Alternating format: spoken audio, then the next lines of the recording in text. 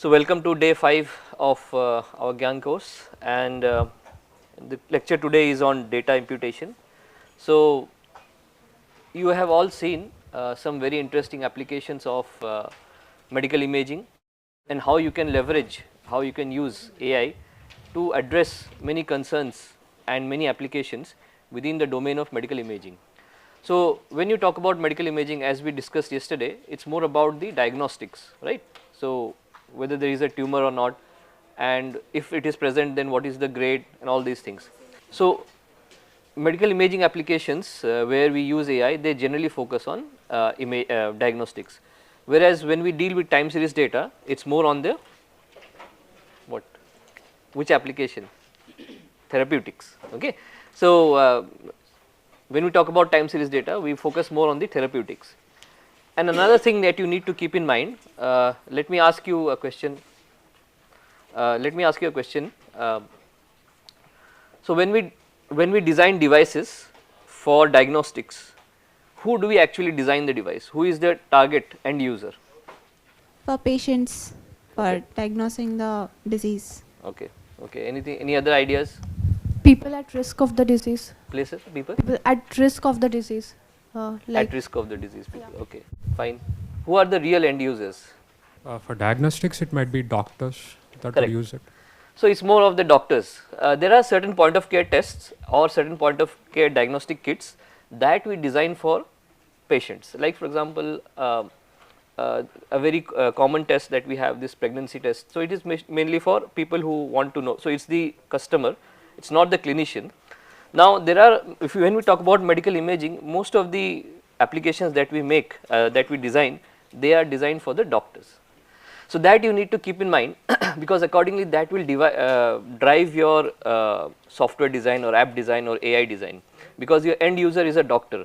So, the interface that you will design, you have to keep in mind that it is for doctors. The terminology that you will be using, it will be for doctors. Okay. But when we talk about this time series data, we generally design these applications for the patients, okay, for their self monitoring. Okay. Of course, doctors can use these self monitoring devices, apps and AI models for their own purposes to improve the therapy of the patient, but it is mostly designed for patients. Okay. Now, when we talk about time series data, we will look at certain challenges that you will encounter if you design devices for processing and for processing time series data. So, let us have a look at some of these challenges and how generative models can be used to address these challenges. Okay. So, when I talk about generative models, what comes into your mind? Predicting certain outcomes. Okay. Like okay. Based on the past data that is being fed, yeah. Predicting certain outcomes, or like in the radiomics and pathomics we saw, radiology yes. and pathology. So we can see that certain images that are there are some gaps in the images, to fill in those gaps. Right. So generating something new data points. Okay, nice. Any other thoughts on when we talk about generative AI? What does it actually mean? What comes into your mind? So generative, the term itself says it used to generate things like I mean, actually it does the prediction. Yeah. Next word prediction given the set of sequences. Yes. But it's not kind of forecasting. It differs yes. from forecasting. Is like we are just basically trying to map it to some defined set of parameters, right? But in generation, it's like it could be as I mean, there are separate classification again in these generative models, but it's like summarization or maybe the next sentence prediction or the missing token prediction. So all these comes under the generative. Correct. So the reason I asked you this question is I wanted to create a distinction between forecasting and generative AI. So the models that we saw yesterday, it was mostly time series forecasting. Those are also generating new time points. But what is the difference between them? So the primary difference that you can say, when we talk about the models, you can also use generative models to do time series forecasting, but their approach is different. So when we look at the time series forecasting models that we saw yesterday, they are mostly based on short term and long term memory, or the interrelationships in a sequence. But this generative model that we are going to look at today, they are mostly dealing with probability distributions or probability density functions. So, you have a certain probability density functions, you use your generative models to match that desired probability density function. So, we will have a look at that briefly, but this is what you have in idea. And also I wanted to, since we have a very diverse audience, I wanted to just get your thought, since you have been listening to these lectures, I think it is a good time to summarize certain points in your mind about the lectures. So, how do you think AI models work? It is a very basic question. What are the let us say if you think of a AI model as a box, okay, and you have different components, what would you think are the important components of an AI model? Sir, labeled data sets. Right, data set is one of the important labeled data sets. Okay, anything else? Pre-processing, proper pre-processing. Okay, data sets which are pre-processed and like labeled. Okay, labeled, but most of the cases, even if it is labeled from the clinicians, yeah, but that also we have to pre-process like while giving it to a model. Yeah, because that makes a lot of difference while feeding it to a model, and then creating a proper deep learning model which can give you the explainability, and then probably the proper inference which we can look into and trust and the explainability, and also like continuous monitoring of the model to development of, continuous development and continuous integration. You can say that like to make it as a CI/CD pipeline, like where you can continuously improve the model for the diagnostic precision. Okay, very good. So, these are some what all of you like pointed out. It is the data set which is very important. Without the data set, we cannot do any AI model training, and that is one of the reasons why you see so many AI applications oriented towards imaging, because we had recorded images for a very long time, and then when the AI revolution came and we started processing these images. Yeah, so data set is one of them. So, if I ask you the question, or if you ask me the question, where should I use AI? So, the answer is, if your problem meets these 3 points or criteria, then you could use AI. First of all, you should have some experimental data set about the problem that you want to solve. Okay. Second, there should be some interrelationships between the input and the output. Okay. There should be some interrelationships. So, the image of a tumor and an image without a tumor should differ, and that there should be some interrelationship. Third, this interrelationships should be very complex. It should not be so simple that you can simply write a mathematical equation and solve it. Okay. So, this complexity is also important. So, if these 3 points are present, then you can apply AI to your application, and it makes sense to apply AI to a application. If let us say the interrelationship is simple to model, then there is no point applying AI, because you can write a mathematical model for that, and if the mathematical model works well, then so these are 3 points. One is the data set, the second is interrelationship, and third is complex interrelationship. So, if these 3 exist, then it makes sense to apply AI to it. So, most of the applications that you have seen until now, and you try to think, can I fit these 3 points to my applications, and you see that the answer will be yes, and that is why there is a drive for that. One more question, how do AI models work? What in your mind, since you have been listening to AI lectures and all this, how do you think AI models work? Let us say we have this 3 criteria, tick tick tick, ready. Now you have a data set. How does your AI model work? Just basics, points, what is in your mind in a simple language? So AI models try to establish the relationship between the features of the dataset, or maybe attributes of the dataset. Yes. And once it learns those learns those relationships, then it is like it is able to predict, or using the same relationship, it is able to provide you the next data points. Good. So it's correct. So basically, so AI model, there is a process called training. So during the process of training, the AI model actually creates a relationship between the input and the output. So it creates this complex mathematical function. Let us say neural networks, you have hundreds and thousands of neurons. In each of these neurons, they create a mathematical relationship which actually maps the input with the output. Okay. So once this mapping is created automatically during the process of training. So how does it do that? So the reason I am emphasizing is this, because we are actually going to look at some of these points today. So the way it does that automatically is, there is something called as a loss function or a cost function. Okay. Throughout the process of training, when it is creating these interrelationships, it tries to minimize the loss or cost function. Okay. So, similarly different AI models will have different loss or cost functions. So, you may have seen Sir's lecture where he is doing classification, then you will see that he is using terms like accuracy, precision, recall. So, these are performance metrics. So, the loss or cost function for a classification model is cross entropy or log loss, logistic regression.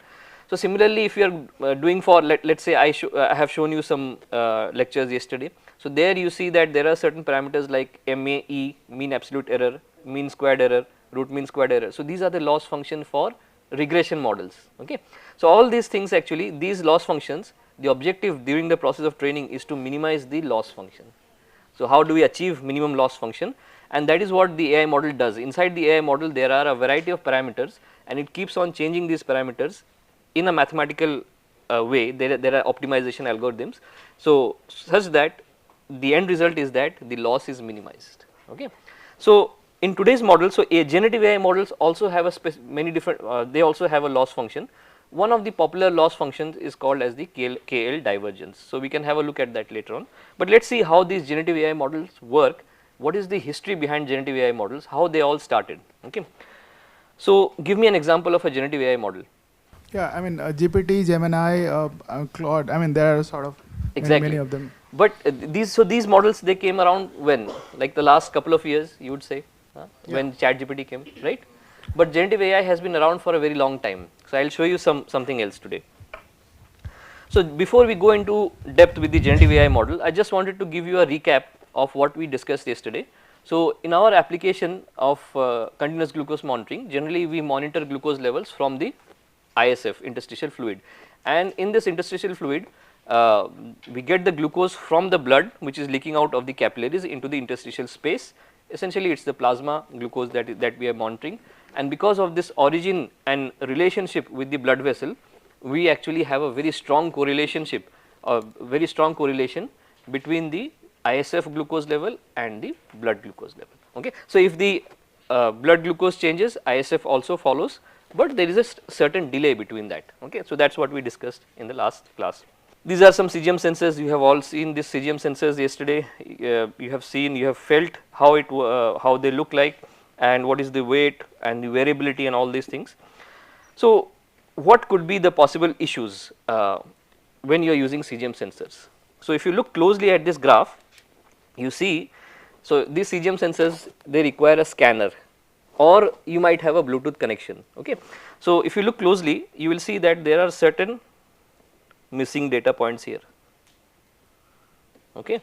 There are missing data points. So, if you look at the blue line, there are certain missing data points. So, if you have these missing data points, your forecasting becomes very, very difficult, or there is a chance that you will miss out or you will make a incorrect prediction or incorrect forecast. And if you make it, so this is like a chain, if you make an incorrect forecast, it will affect your glucose insulin injections as well, and that will affect your patient. So, it becomes very hard to maintain the closed loop control.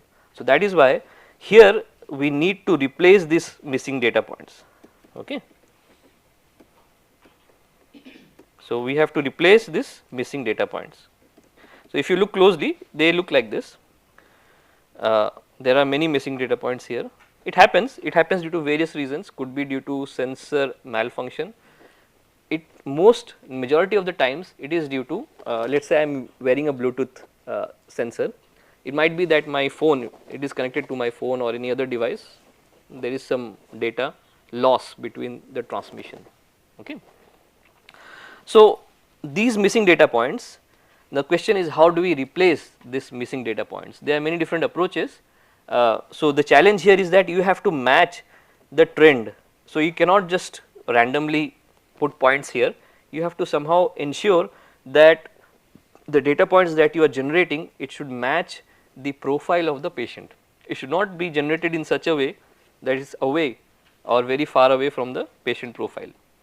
So, this is where you can actually use Gen AI to create these missing data points.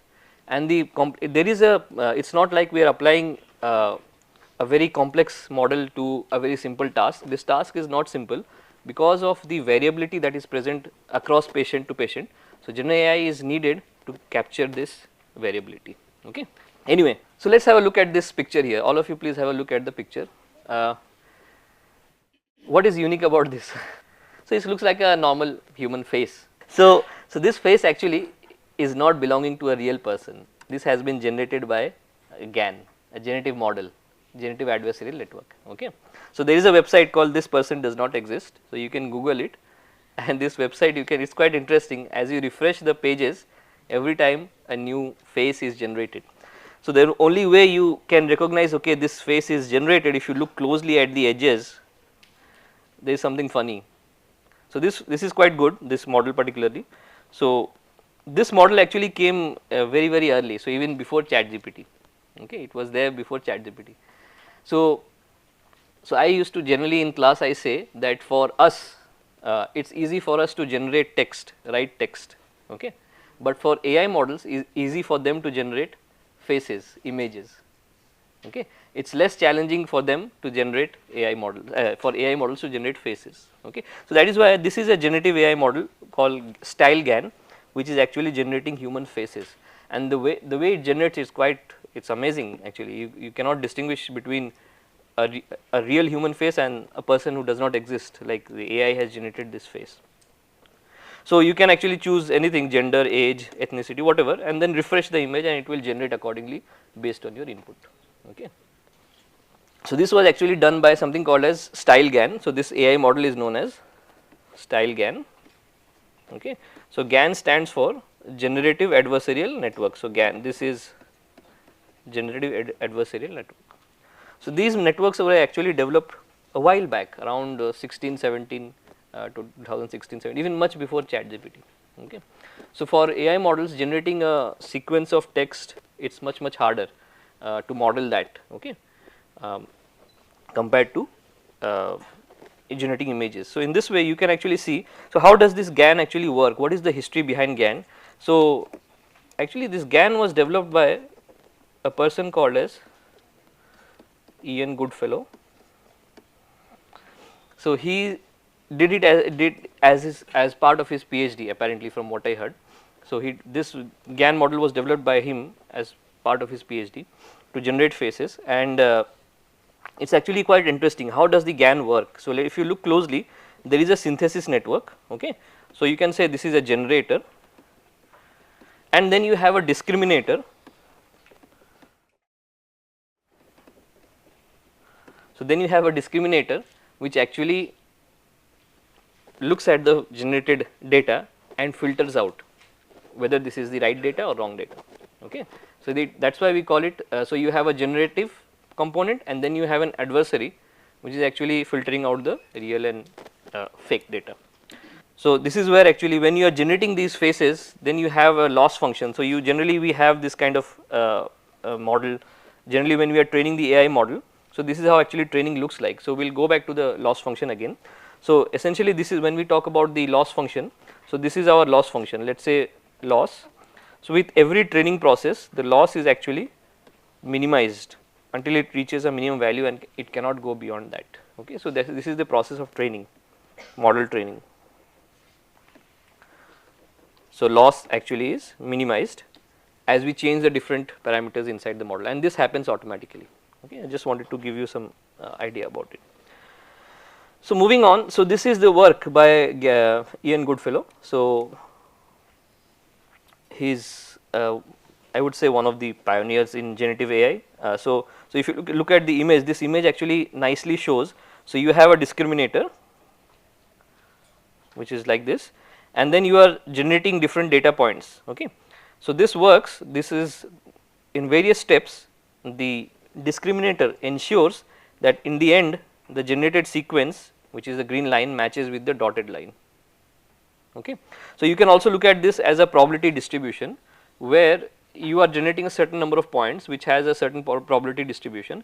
You keep on discriminating and removing the points until it matches a certain probability distribution. So, that is how actually a GAN model works. So, in a GAN you will have so generally we have a component which generates noise, which is like random number of points, then this is fed into the generator. This is an AI model. So, generator will generate data points, and then we have a discriminator,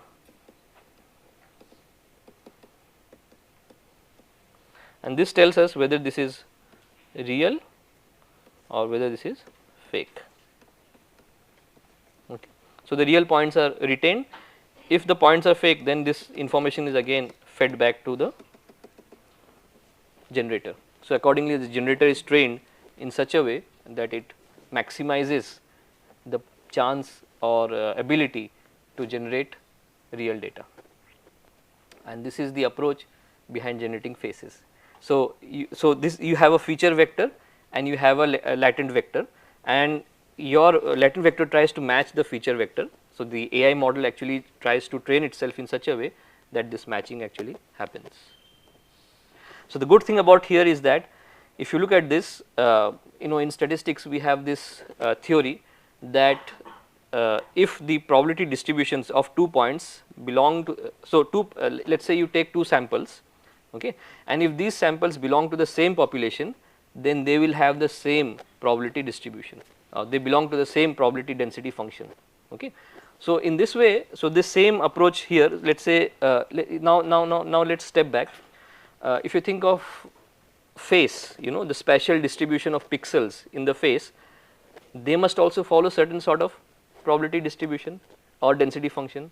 So, your GAN is essentially complex enough to generate and map the probability density function of the face.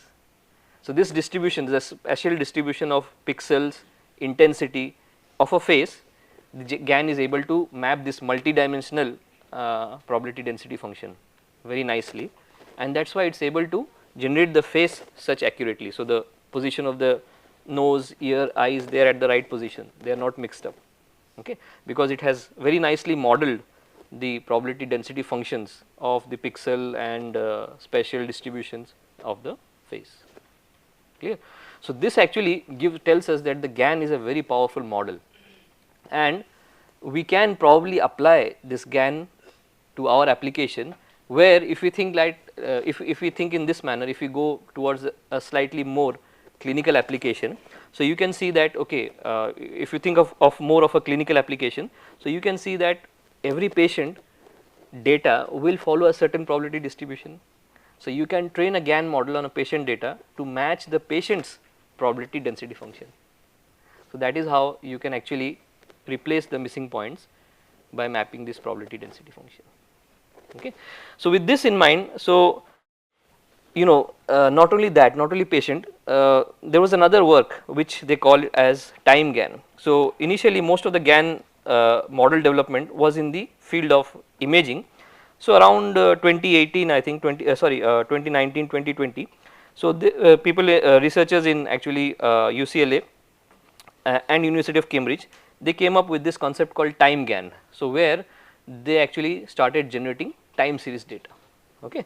So, in this also time series data, so you have 3 different types of loss: unsupervised loss, supervised loss, and reconstruction loss, and you combine the functionality of these 3 losses during the process of training to map and create the probability density functions that are present inside a time series data. So, if you have, let us say, stock data and some points are missing and you want to replace them, then you can do that. Okay.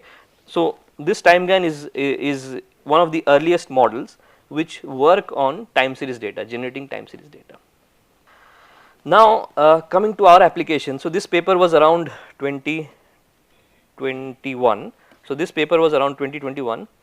So, if you look at most of the if you look at most of the diabetes data, let us say the CGM data, and let us say you have 3 classes: hyperglycemia, normal, and hypoglycemia. Which is the majority class? Normal. So, most of the time you would see that the number of points in the normal would be more. So, this scientists here in this paper, what they have done, it is a good paper in Nature Digital Medicine. So, what they wanted to do is they wanted to predict whether a person is going to, they are not doing time series forecasting, they are doing classification, meaning they want to predict whether a person will be hypoglycemic, hyperglycemic or normal in the next 1 hour. Okay. So, in order to do that, for their application, naturally they face the problem of majority and minority classes, because you would have lot of normal data points and very less hyperglycemia and even lesser hypoglycemia. Generally hypoglycemia is even less. So, they used this time GAN, they exactly used, so they use this time GAN to create or balance out the different types of classes, and then they use different AI models to do classification. So, they also have shown evidence that if you use only without any augmentation, data augmentation, if you use only the data that is present, and then how does it perform if you mix real and augmented data, and they do all these sort of different applications and try to show that if you use a mixture of real and augmented data, then your model is actually model performance, classification performance actually improves. Okay. So, this is where we start to see the application of generative AI models in the field of diabetes management or closed loop diabetes management.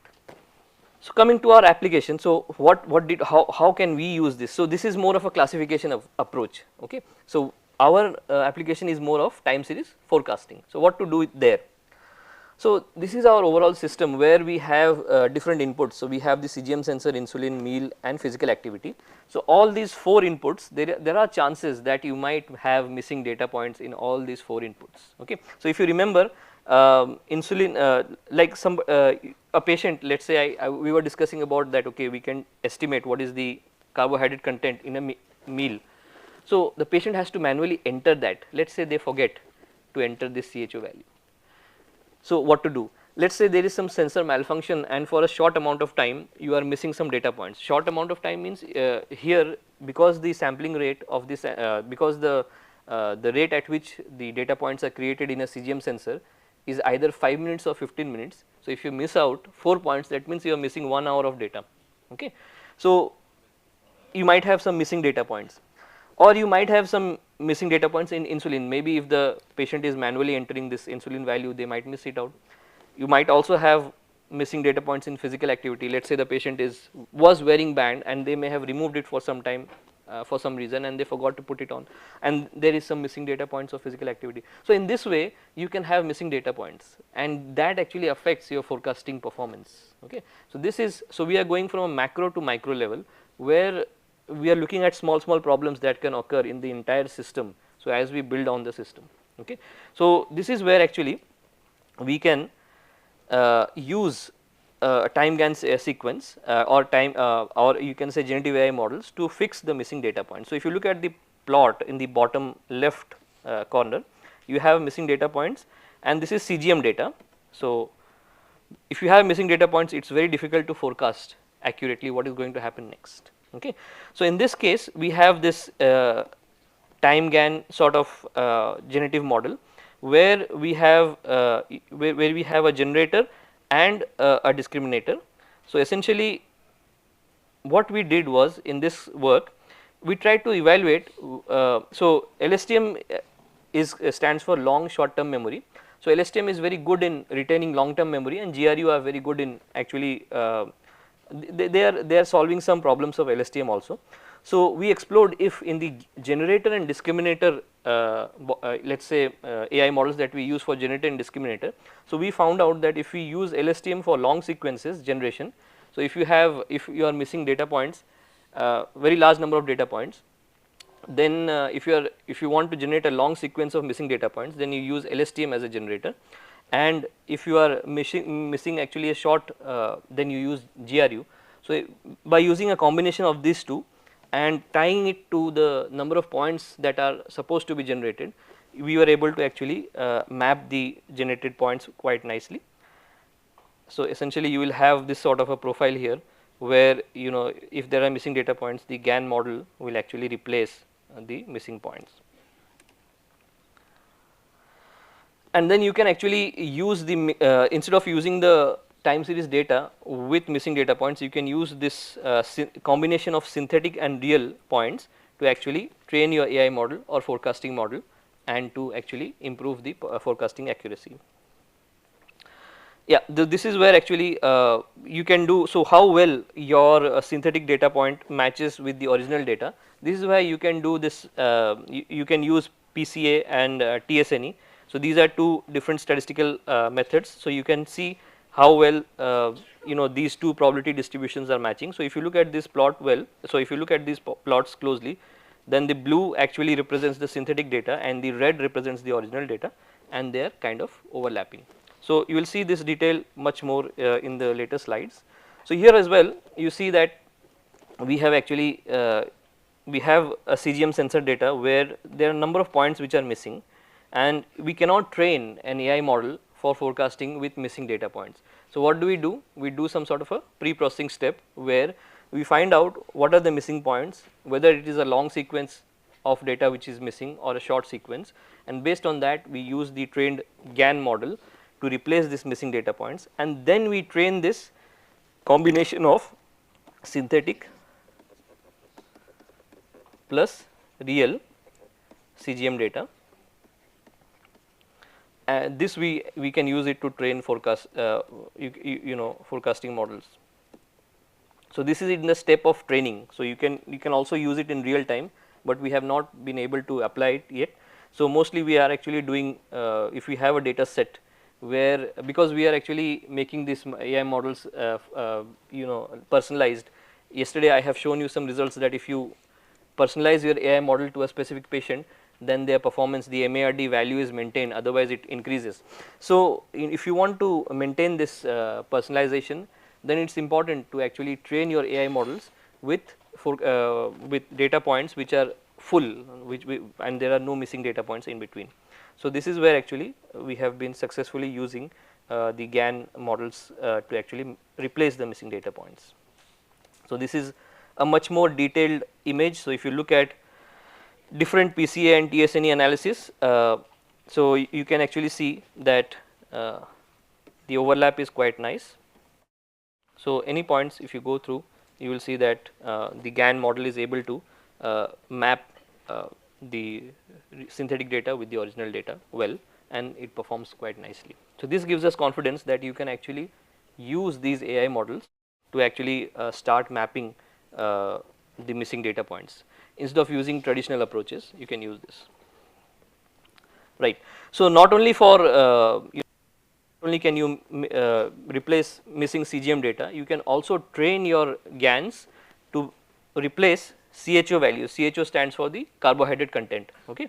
So these carbohydrate content values, let's say a patient has forgotten to provide the or enter the carbohydrate content of their meal, and in a closed loop system you can actually replace this based on their daily habits. So let's say on the previous 8-day data, your GAN has spotted that there are certain intervals only where a patient is taking certain type of meals, then you can actually replace that. You can also replace insulin values. Let's say if you have if you are taking insulin and you want the patient to manually enter the insulin values, that also you can do. Not only that, you can also replace physical activity data, heart rate, steps. If you are missing any of these values, you can nicely actually replace these values with the synthetic data, and they map quite nicely. So overall we actually tested whether there is any impact of short sequence generation and long sequence generation.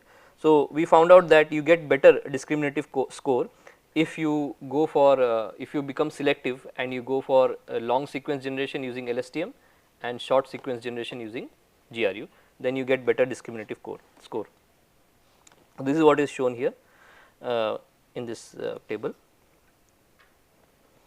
The same analysis is true not only for CGM data, it is also true for physical activity data, and this was actually tested on the Ohio type 1 diabetes data set. The previous paper which I had shown you, the classification Nature Digital Medicine paper, they also use the Ohio type 1 data set. So the reason we go for this data set is that this data set is standard across AI models, so it is very good to compare with them. Okay, now coming to something interesting here. So you see that we have two different columns here. One is data set with missing data points and augmented data set. So if you look at their performance, it's actually better. So here also same thing. but different I think this is for different so you have two different type 1 diabetes 2018 and 2020. So if you compare the performance, if you look at MARD, so you can see clearly here that the MARD of the augmented data set is lower here as well. So this is for a prediction horizon of 60 minutes. So if you are doing forecasting for 1 hour, then you see that it's close to 10%, which is the desired value. Okay. So if you don't go with the and even lower for the 2020 data set. So here if you go for this one, it's 12, so it is 9.9 anyway. So it is less than 10%, which is the desired MARD value for in these applications. So all in all, it tells us that augmentation helps. Now the question arises, how much augmentation is good? So there is no clear answer to that. Okay. So there was a recent paper. So in that actually they have looked at how your LLM performance, whether it, so if let us say you are training your LLM, let us say you have a model like ChatGPT, how well this LLM performance actually improves or degrades if you train your LLM on generated data. Okay. So what they have found out that if you consistently train your LLM on generated data, then the LLM performance actually collapses. Okay. So that is why you always should have a healthy mixture of synthetic and real data. It should not be 50-50. My suggestion, my advice to you based on my experience, I have not done an extensive study on this, but based on my experience is that you keep majority of your data as real data and you can add some synthetic data. So it will be better than only real data. So if you have a mixture, majority let us say real data, less synthetic data, then you can improve your performance. But if you consistently train your AI models on synthetic data, even if you so in that paper they have actually looked at, let us say you consistently increase the amount of synthetic data, actually your LLM performance actually goes down. So this is in the domain of text generation, NLP and all these things, but I suspect that this might also be true for applications such as this where you are generating time series data or images.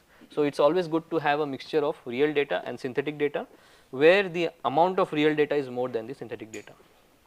This is just as a recommendation, you can do further exploration in this direction and kind of figure out what is the best ratio or proportion, and it's a good scientific study and it's an idea for a paper. Right. So as we continue, we consistently see that let us say we take this WD net model.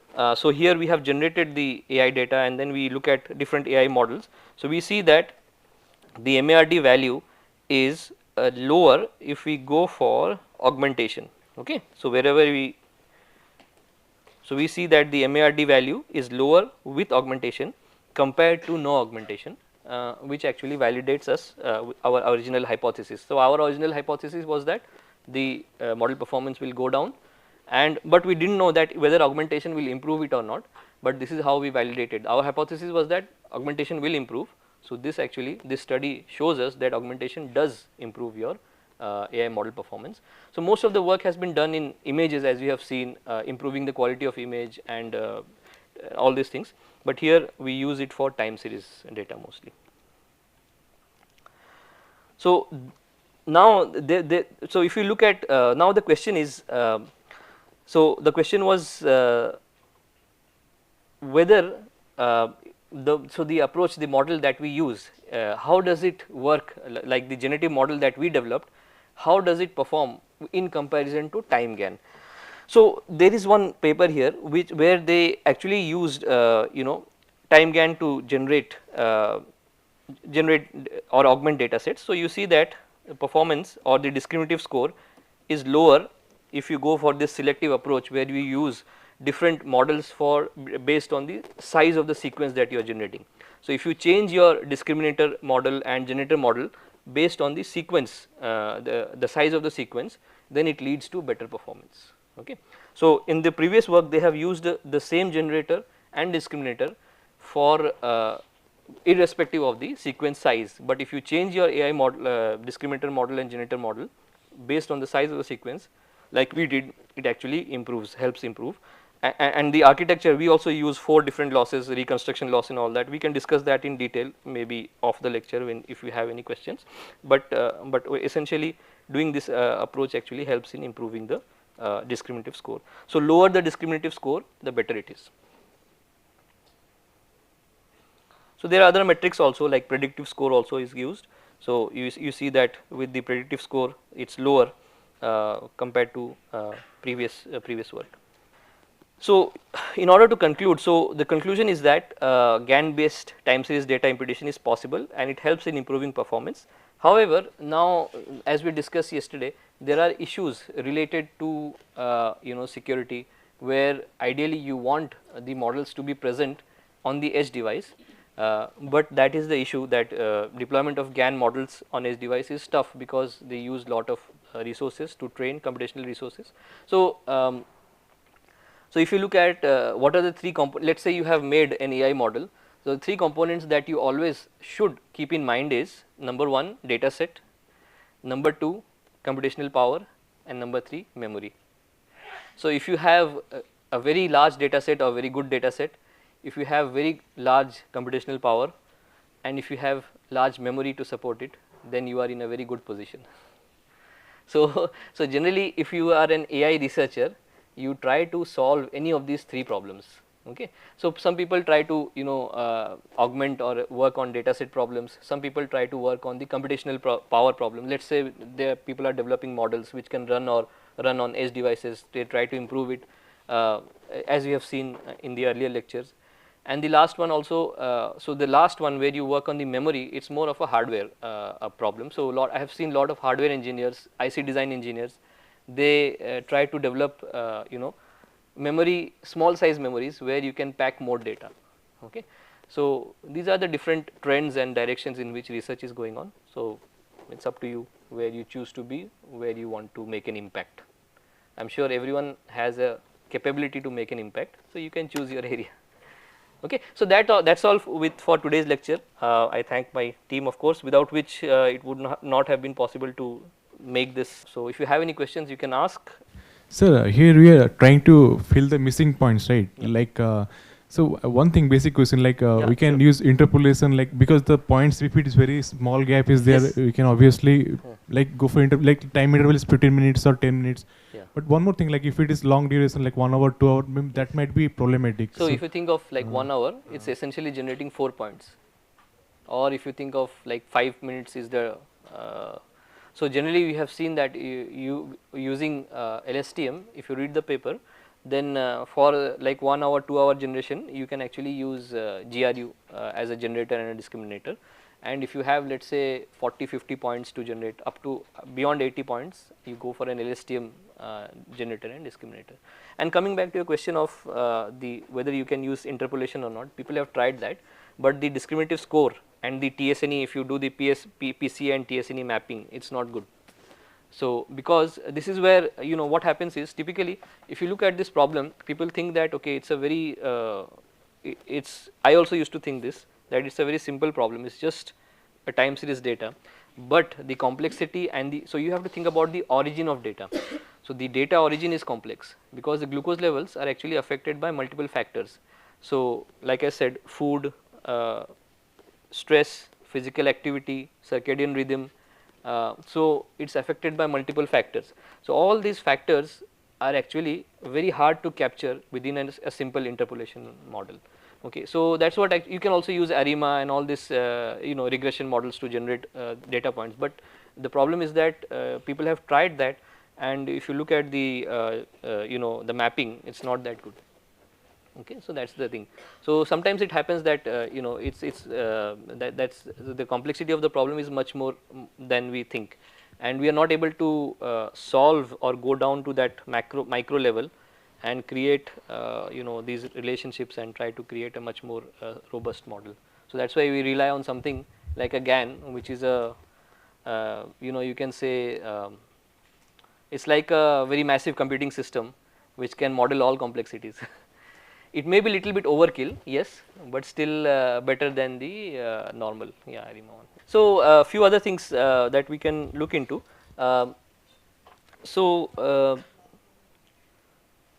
If you look at this diabetes problem where you are CGM, where you are using CGM sensors, what do you think, if you are using CGM sensors, what do you think, what do you anticipate is the problem? Like if you are to use, Do you have any thoughts about, like, if let's say I want to use let's say you want to adopt this CGM sensor and use it, what do you think can be problems that you can encounter? Let's say I ask you to wear a CGM sensor, what will prevent you from wearing? What is your, so it's more of a discussion, then we discuss these points, brainstorm and try to figure out whether this is a problem worth solving or not. Let's see. Sir, people with subcutaneous fat like sweat glands are very active, so Okay. some people have, so it will be very much problematic to stick there for very long time. Okay. So it is a real time problem, I guess. Okay. So another problem also I have seen, form factor also. So another problem that I have seen is sometimes for some reason certain, you want to say something? No, certain sensors actually even after implantation they don't start. I also don't know what is the reason. So what happens is, I spoke to someone who is much more experienced in this. So he said that basically it is you have to do the implantation on the right location where the company actually recommends that you implant it. So if it is slightly off, maybe it is in, if it ends up in the you can say fat, or maybe not in the muscle, sometimes it stops working, it's not working. So the first implantation generally has to be done by someone who is experienced, who has done it multiple times, so they know the exact location where you should actually implant it. Yeah, that is a valid, but generally nowadays it is asked that you implant in the bicep region, not in the abdomen. So previously people used to make tricep region than in the abdomen, because maybe because of the abdominal fat or anything, it could be reason, or sweating, whatever. Yeah. What if the people are like physically challenged, like amputated, kind of, like, let's say if you are talking about putting it in the tricep, Yeah. what if their arms are like not there, like still they are having like body fat, you know? So the percentage of body fat over here is relatively less. No, that's what I'm telling. Like if they don't have the hands, Yeah. like if Oh, they're okay, physically I understand. disabled, Like if there is some problem with there are amputation. cases like, Yeah. then like where do you prefer? I know it's an extreme case, but Yes. in medical there are no extreme cases. Yeah, true. So the alternative is of course the abdomen. If let's say still you are not comfortable with the Say if abdomen. they are having like bodily fat. So in theory, you can actually implant this wherever your ISF is accessible. You can in theory implant it. So let's say you can implant it on the muscle on the leg also. That also works. Yeah, but Calf how? muscle. Huh? Calf Calf muscle. muscles. Yeah, calf muscles. But how well it will work towards like for a long duration of time, whether it is comfortable or not. These are some questions that maybe need to be answered. it might change like from 14 days to like 1 week or something like Yeah, that. that is possible. Yeah. So previously all these sensors actually, there is also another problem which we have not discussed within this course. It's called auto calibration. So auto calibration, like I discussed with you yesterday. So when once you implant the sensor, the sensitivity of the sensor changes over time. You cannot prevent that. That means the conversion factor actually changes. So if you use these sensors, the data that you get is already the converted value. Okay. So there is an idea that you can actually auto calibrate these sensors, meaning you can use AI models to model the deposition of biofouling agents on the sensor surface. So how does the sensor degrade inside the body? So that also you can use some AI models. So that aspect we haven't discussed in the course or in the lectures, because it was slightly off the topic. So it is more going into biosensors, but you can also let's say like we discussed that okay, the sensitivity will degrade and the difference between the blood glucose level and the CGM reading will increase naturally over the period of days, but you can make it ensure that they are closer by changing the sensitivity automatically, okay, without calibration. So that's why some of the earliest CGM sensors, they ask the user to calibrate at least twice a day. Twice a day they have to take their blood glucose reading and try to map it, and they have to enter it in the app so that the difference is actually adjusted. But nowadays most of the sensors, because the degradation rate of the sensitivity is so low or less within the 14 days, it remains within the FDA approved guidelines. So it's not a problem. So they say that okay, you can use it.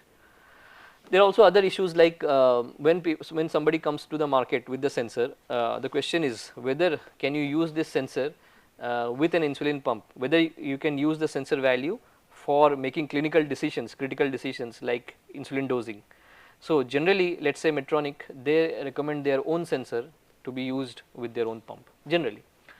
So this cross, across different sensor from a different company and in pump from a different company is generally not recommended. So there are certain aspects to that. Yeah. So the company is providing the cesium sensor. Yeah. So don't they also publish the decay rate of the sensor, like at what rate it will have the decay? I haven't come across. Okay, so I mean, or do we know? Do we have any kind of scientific research which talks about whether that decay varies across sensors, or I mean, or what are the rate at which those deposits can be? Can happen on those sensors? It can be done, but probably for legal reasons nobody has done it yet. Okay. There are some limitations to that. For example, there is a certain company, I won't name it, but if you can only buy their sensors through a doctor for patient use, a researcher cannot buy this. So when you are buying them, you have to actually mention the reason and all these things, or they will only sell through a doctor.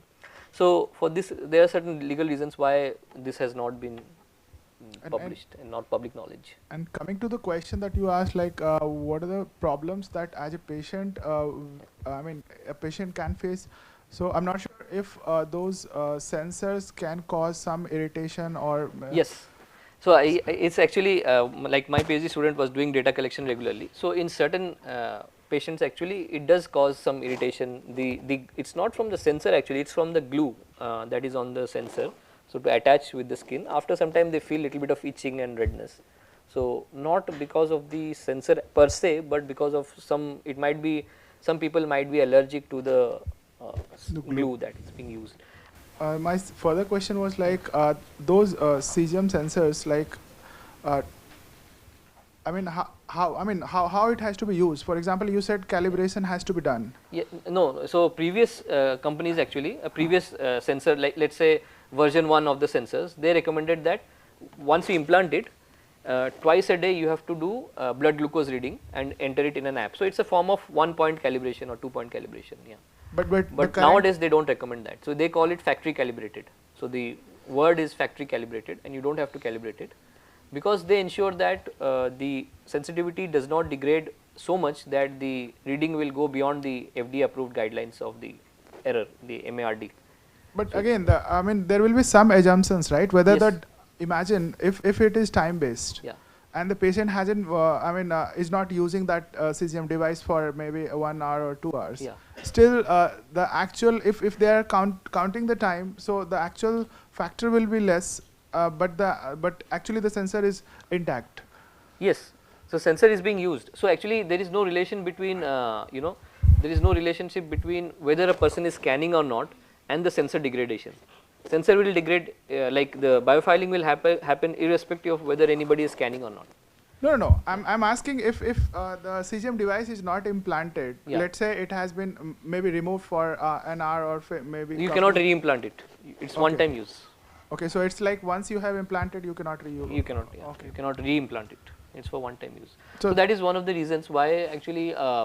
Because in a country like India, where the recurring cost to the consumer is like 10,000 every month. So 14 days, 28 days, maybe one of the reasons is this probably cause for low adaptation.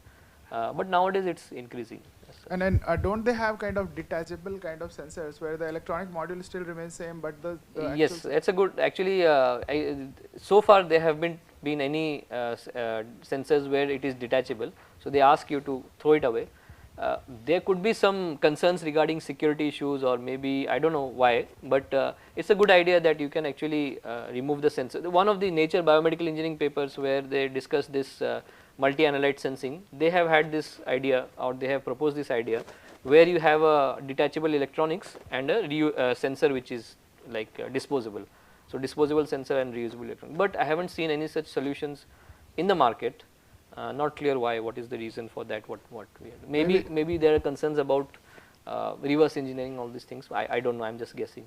Yeah. One more thing. Like when I was initially looking into this field, so I thought that okay, if we can come up with some materials kind of work, materials research and biosensing research, so that we can increase the sensor lifetime from 14 days to 30 days, then I spoke to a couple of patients just who are using this. So, they said that keeping the same sensor without removing for more than 14 days is also a little bit uncomfortable. So, they like it to use it on one arm, remove it and implant the next on the other arm. So, there is also another, since we are talking about user experience, it could be useful to mention. Yeah. So, that is all. Thank you very much.